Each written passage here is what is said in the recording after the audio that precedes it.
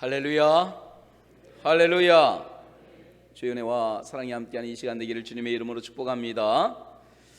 저는 오늘 말씀을 준비하다가 마지막 말씀을 다 마치고 혼자 묵상을 할 때에 딱 그 생각이 마음에 드는 거예요. 오늘 제목과 같이 인생의 마침표는 하나님이 찍으시는구나 하는 그런 생각을 가져봤습니다. 우리 한번 고백해 볼까요? 인생의 마침표는 하나님이 찍으십니다.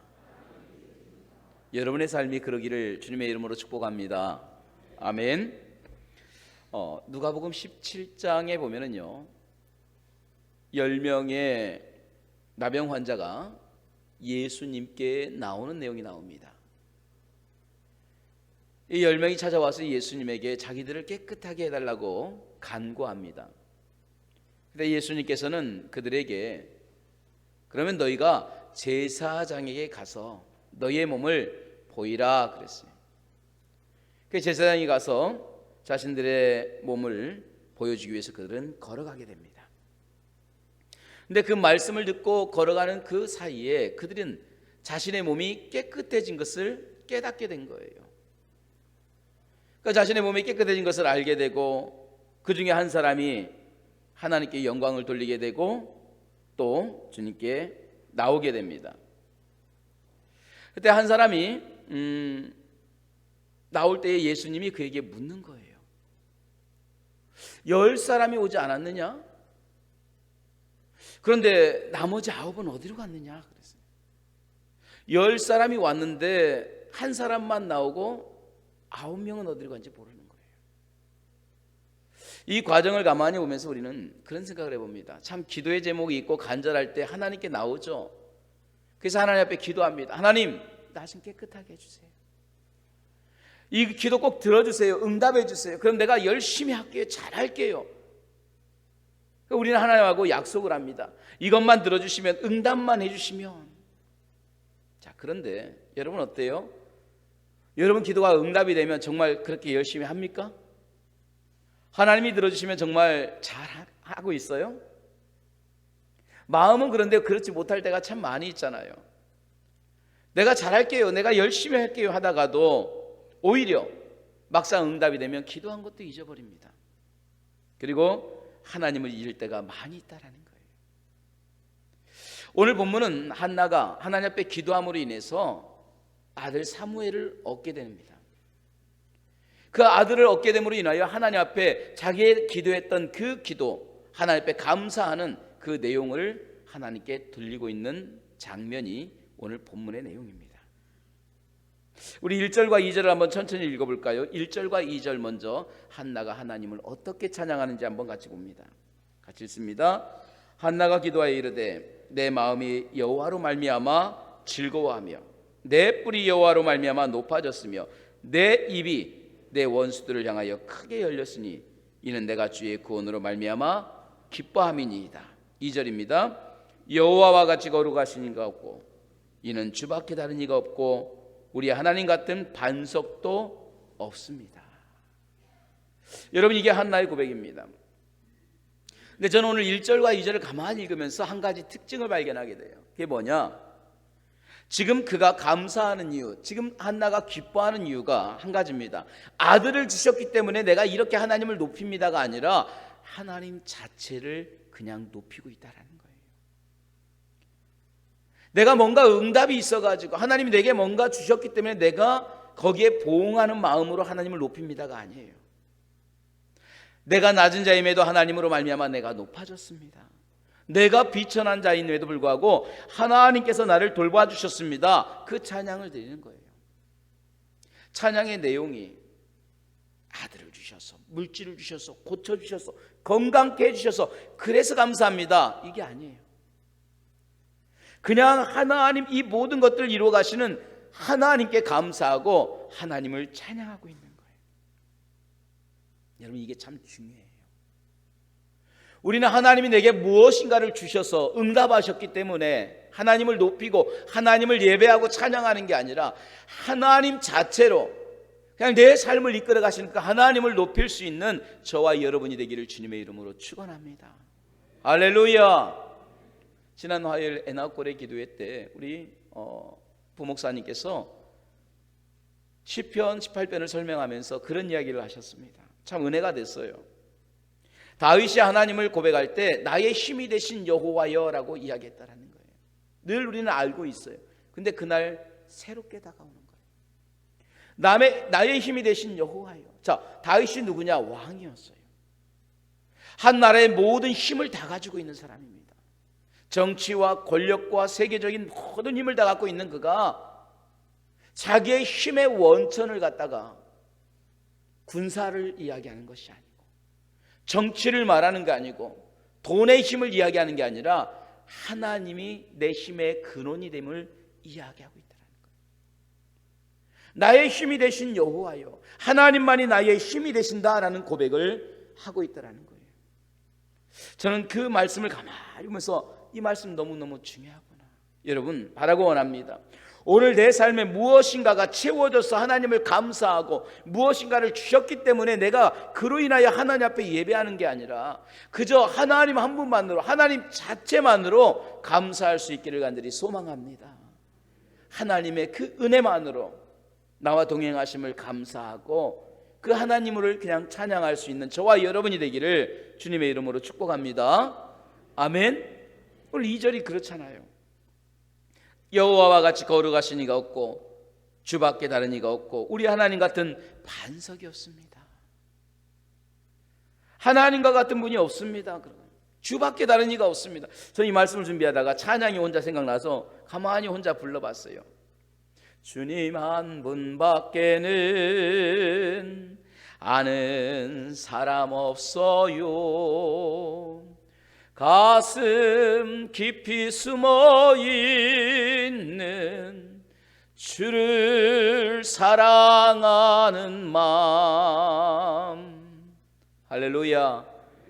혼자 가만히 설교를 준비하다가 자판기를 놔두고 그냥 혼자 불러보는 거예요. 여러분, 한나가 이 고백을 어떻게 했을까요? 배워서 했을까요? 들어서 했을까요? 아니면 누군가에게 학습으로 했을까요? 아니에요. 경험으로 하는 거예요. 내가 살아가다 보니까, 내 삶을 걷다 보니까 주님밖에 없습니다. 내가 수많은 사람도 만나고 많은 일도 겪었지만 내 인생을 가만히 돌아보면 주님 같은 반석이 없습니다. 내 인생 오직 하나님밖에 없습니다. 그 고백을 드리는 거예요. 이게 참 귀한 고백이에요. 저는 여러분들이 날마다 이 고백을 하나님 앞에 드릴 수 있는 주의 종들이 되기를 간절히 소망합니다. 주님밖에 없습니다. 지난 수요일에 그 말씀을 드리면서 은혜를 받았습니다. 시편 71편 72편은요 다윗이 자기 인생의 마지막을 돌아보면서 하나님께 드렸던 기도예요. 그래서 시편 71편은 다윗의 기도입니다. 자기를 위해서 드린 거고, 72편은 아들 솔로몬을 위해서 드렸던 기도입니다. 시편 72편 마지막 20절에는 이새의 아들 다윗의 기도가 끝나니라, 그렇게 고백을 해요. 그 기도가 다 끝나요. 그런데 이 다윗이 가만히 자기 일생을 돌아보며 71편에 그런 고백을 합니다. 내가 내 인생을 한번 돌아보고 내가 내 인생을 가만히 돌아보니까 주님 참 신기합니다. 그래서 71편 7절에 다윗은 이렇게 말합니다. 나는 사람들에게 참 이상한 징조가 되었습니다. 근데 이상한 징조라는 게 다른 게 아니에요. 원어로 해석하면 이해할 수 없는 사람이 되었습니다 하는 뜻이에요. 저 사람 참 이상해. 저 사람은 이해할 수 없어. 나는 사람들이 이성적으로 볼 때에 참 도무지 믿기지 않는, 이해할 수 없는 그런 인생을 살았습니다. 그 고백이에요. 자기가 자기의 인생을 돌아보니까 그렇더라는 거예요. 자, 한번 돌아보세요. 다윗이 그렇게 말한 것을 우리는 충분히 이해가 됩니다. 왜? 장자가 아니었어요. 여러분, 다윗은 장남이 아닙니다. 그 당시에 장남이 아버지의 축복을 받아요. 그래서 형 에서의 뒷발꿈치를 붙들고 나온 야곱도 그 축복을 받으려고 팥죽을 통해서 그 축복을 얻었던 거예요. 근데 다윗은 막내입니다. 그래, 놀라운 것은 장자가 아닌 그가, 막내였던 그가 기름 부음을 받은 거예요.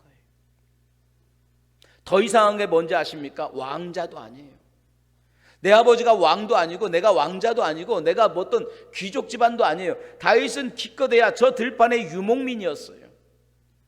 온몸에 양의 냄새가 나고 짐승의 냄새가 나고 땀 냄새가 배어있는 그런 자였어요. 그런 유목민 출신의 한 젊은 아이가 왕의 자리에 올라간 거예요. 더 놀라운 것은 그 용사도 아니에요. 훈련을 배운 것도 아닙니다. 칼 쓰는 것도 배운 게 아니에요. 그런 아무런 능력 없는 그가 블레셋의 장수였던 골리앗을 이기게 된 거예요. 생각해 보세요. 장자도 아닌 내가 하나님의 은혜를 입고 귀족 집안도 아닌 유목민인 내가 하나님의 기름 부음을 받아 왕이 되고 오늘 능력 없는 내가 저 배운 전문적인 군사였던 골리앗을 이기는 이 모든 걸 돌아보면 하나님의 은혜밖에 없는 거예요. 그 과정에서 죽을 뻔한 일이 얼마나 많아요. 그 순간순간마다 피할 길을 주시고 감추어 주시고 때로는 아무것도 없는데 풍요롭게 하시고 다 잃은 것 같은데 다 얻게 하시고 연약한 것 같은데 항상 이기게 하시고 할렐루야. 이분이 우리 하나님이신 줄로 믿습니다. 내 인생을 돌아보니까 한마디에 나의 나 된 것은 하나님의 은혜입니다. 하나님의 은혜밖에 설명할 길이 없는 거예요. 여러분 지금 한나의 고백도 그거예요. 하나님, 내 인생 돌아보니까 주님밖에 없었습니다. 열 아들과 같이 그보다 못하냐라고 했던 남편도 아닙니다. 다른 사람도 아닙니다. 위로의 말도 아닙니다. 하나님과 같은 반석이 없습니다. 주는 나의 산성입니다. 주는 나의 능력입니다. 주는 나의 힘입니다. 내겐 주님밖에 없습니다. 홍해를 건널 때 누가 그 바다 밑에 길을 둘 것이라고 상상이나 했겠어요? 그 험한 광야를 지날 때 누가 구름기둥과 불기둥으로 그 더위와 추위를 감춰주시고 하늘을 열어서 그 만나를 줄 것이라고 상상이나 했겠어요? 우리가 걸어가는 그 발걸음마다 그 엄청난 물이 흐르는 요단강에 발을 넣을 때 누가 그 요단강의 물을 끊어낼 것이라고 상상을 했어요. 그러니까 하나님의 능력은 우리가 생각하지도 못하고 상상하지도 못하고 측량할 수 없는 줄로 믿습니다. 할렐루야. 이게 하나님의 능력이에요. 그래서 우리는 말 조심해야 돼요. 없는 것도 있게 하시고 있는 것도 없게 하시고 세운 것도 꺾으시는 하나님이시라 했잖아요. 죽은 자도 살리시는 하나님이시고 풍요로운 것도 한순간에 모든 걸 끊어버리시는 하나님이시라 했잖아요. 우리는 그 하나님 앞에 내 생각으로 함부로 말해서는 안 돼. 그래서 우리는 교만하게 말하지 말고 오만하게 말하지 말고 항상 겸손해야 될 줄로 믿습니다. 한나가 고백한 게 그거예요. 하나님 같은 분 없습니다. 하나님의 능력입니다. 하나님의 은혜입니다. 그러면서 너 입을 조심해라 그거예요. 3절에 보세요. 바로 그 얘기입니다. 같이 읽습니다. 시작. 심히 교만한 말을 다시 하지 말 것이며 오만한 말을 너희 입에서 내지 말지어다. 여호와는 지식의 하나님이시라 행동을 달아보시니라. 행동만이 아니라 하나님은 생각조차 달아보시는 하나님이신 줄로 믿습니다. 오만한 말 하지 마세요. 하나님이 계시면 이럴 수 있냐고 함부로 말하지 마세요. 하나님 아무리 해도 안 된다고, 이건 예수 믿어도 안 된다고 함부로 말하지 마세요. 아, 기도한다고 이게 되겠어? 그럼 기도로 못할 게 어디 있겠어? 기도해도 될 게 있고 안 해도 될 게 있는 거야. 기도한다고 다 되는 게 아니야. 함부로 말하지 마세요. 인간의 머리를 창조하신 하나님은 인간을 초월해 역사하시는 줄로 믿습니다. 근데 우리는 함부로 말해요. 왜? 내 수준에서 말해요. 출애굽기 14장에 보면 이스라엘 백성이 광야를 지날 때에 애굽의 군대가 쫓아와요. 그러니까 저들이 입을 열어서 막 모세와 하나님을 원망합니다. 우리가 광야에서 죽으려고 여기까지 왔습니까? 애굽에 매장지가 없어서 광야에서 죽입니까? 세상에 여기까지 끌고 와서 우리를 죽이려고 합니까? 야, 우리가 저 모세를 죽이고 다시 애굽으로 돌아가자. 차라리 우리가 저 바로를 섬기고 애굽인들을 섬기는 게 낫지 아니하냐. 자, 그들이 그렇게 말한 결과가 어떻게 됩니까? 결국 그들은 약속의 땅에 못 들어가요. 자기가 말한 대로 돼요.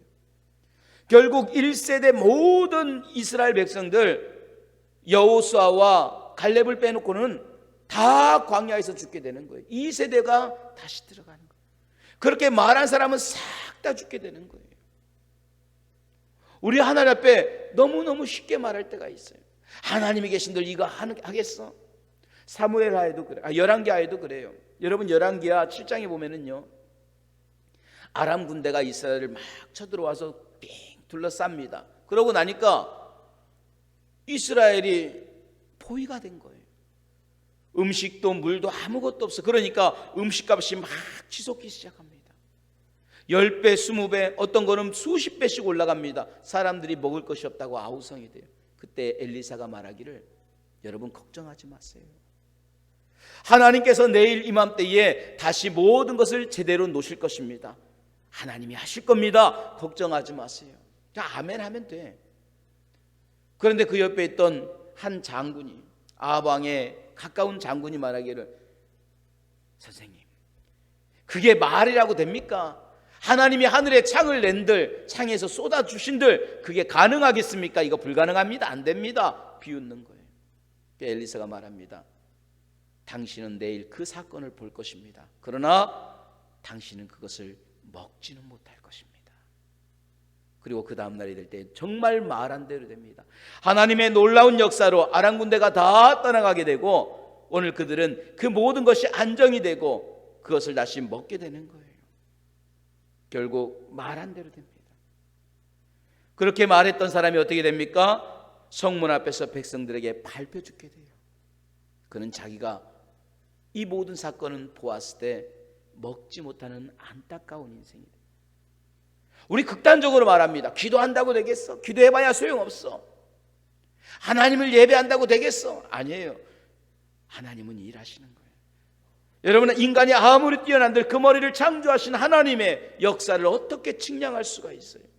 그러므로 우리는 함부로 판단해서도 안 되고 함부로 말해서도 안 돼요. 왜 그렇습니까? 하나님께서는 우리 인생을 어떻게 이끌어 가실지 우리는 아무도 모르기 때문에 그래요. 하나님이 우리의 인생을 어떻게 전개해 가실지 우리는 아무도 몰라요. 하나님은 바로 우리의 인생을 이렇게 엄청난 역사로 이루어 가시는 하나님이신 줄로 믿습니다. 할렐루야. 보세요. 오늘 한나가 그 고백하는 거예요. 자, 4절과 5절 한번 같이 읽어볼까요? 4절과 5절입니다. 같이 읽습니다. 용사의 활은 꺾이고 넘어진 자는 힘으로 띠를 띠도다. 풍족하던 자들은 양식을 위하여 품을 팔고 줄이던 자들은 다시 줄이지 아니하도다. 전에 임신하던 못하던 자는 7을 낳았고 많은 자녀를 둔 자는 쇠약하도다. 여러분 보세요. 하나님이 어떻게 하냐? 용사의 활을 꺾어버리십니다. 넘어진 자는 다시 힘으로 띠를 띱니다. 5절에 보니까 풍족하고 양식이 넘쳐나던 자가 하루아침에 굶어지게 되고 양식 없는 자가 줄이지 않게 됩니다. 많은 자녀를 낳은 자는 쇠약해지는데 자녀가 없는 자는 풍족해집니다. 6절 7절에도 말합니다. 하나님은 죽이기도 하고 살리기도 하십니다. 하나님은 수월에 내리기도 하시고 거기서 다시 건지기도 하십니다. 부도가 나게 하시기도 하고 세우기도 하신다라는 거예요. 여호와는 가난하게도 하시고 부하게도 하십니다. 낮추기도 하고 높이시기도 합니다. 세우기도 하고 꺾기도 합니다. 이분이 하나님이십니다. 할렐루야. 그 하나님을 내가 어떻게 측량할 수 있어요? 그 하나님을 내가 어떻게 판단할 수가 있어요? 영원히 강할 것 같이 보였던 그것을 다 꺾어버리시는 하나님이신 거예요. 돈과 자기 힘의 배경으로 자랑하고 풍족하던 그 모든 것들을 한순간에 쇠하게도 하신다라는 거예요. 많은 자녀를 둔 사람이 어느 날 아무것도 없게 되고 임신하지 못하여 울고 통곡하던 여인에게 풍요롭게 하시는 거예요. 아무도 생각하지 못하고 아무도 판단하지 못하고 아무도 측량하지 못하는 그 놀라운 일을 하나님이 이루어 가시는 거예요. 근데 우리는 함부로 말합니다. 이게 되겠냐고. 저는 오늘 말씀을 가만히 준비하다가 펜을 놓고 그 고백을 혼자 드렸어요. 인생은 하나님이 이끌어 가시는구나. 그리고 인생의 결론도 하나님이 쓰시는구나. 할렐루야. 인생을 하나님이 이끌어 가시고 인생의 결론도 하나님이 쓰시면 인생의 마침표도 하나님이 찍으시는 줄로 믿습니다. 저는 여러분에게 하나님이 여러분의 인생의 마침표를 찍을 수 있기를 주님의 이름으로 축원합니다. 그러니까 내 생각으로 찍지 마세요. 내가 결론 내 마음대로 행하는 게 아니에요. 하나님이 찍으시는 거예요. 백지와 같은 내 인생의 도화지에 하나님이 써내려 가시는 거예요. 어떨 때는 얼룩져질 거예요. 근데 그 얼룩을 통해서 더 놀랍게 하나님은 우리의 인생을 만들어 가신다라는 거예요. 어떻게 우리가 판단할 수 있습니까? 한순간 꺾기도 하시고 한순간 세우기도 하시는 하나님이신데 어떻게 우리가 함부로 측량할 수 있겠어요? 여호와께서 집을 세우지 아니하시면 세우는 자의 수고가 헛되고 여호와께서 성을 지키지 아니하시면 파수꾼의 깨어있음이 허사로다. 아무리 내가 세우려고 해도 세워지지가 않아요. 아무리 내가 지키려고 해도 지켜지지가 않아요. 그러나 하나님이 세우시면 하룻밤에도 세워지는 줄로 믿습니다. 하나님이 꺾으시면 한순간 꺾여지는 거예요. 내 인생을 하나님이 주관하신다면 그 인생의 결론도 하나님이 이끌어가실 것이고 그 인생의 마침표도 주님이 찍으실 거예요. 오늘 그 하나님을 믿고 그 하나님께 맡길 수 있기를 주님의 이름으로 축원합니다. 바라고 기도하기는 지금도 하나님께서 우리가 상상하지 못할 놀라운 역사와 놀라운 일들을 계획하고 계신 줄로 믿습니다. 잘 된다고 교만할 것 없어요. 안 된다고 좌절할 것 없어요. 낙심할 것 없어요. 오늘 안 되지만 내일 세우시는 분이 하나님이신 줄로 믿습니다. 오늘 잘 된다고 교만할 것 없는 것은 내일 다시 꺾으시는 분이 하나님이시라는 거예요. 우리는 그 하나님 앞에 겸손하게 나가고 그 하나님을 하나님 자체로 감사와 영광 돌리며 나는 하나님밖에 없습니다. 내 인생 하나님밖에 없습니다. 고백하면서 내 인생을 이끌어 가시면 내 삶의 결론을 찍으시는 그 하나님을 찬양하며 의지할 수 있는 끝까지 믿는 저와 여러분이 되기를 주님의 이름으로 축복합니다. 할렐루야. 기도하겠습니다.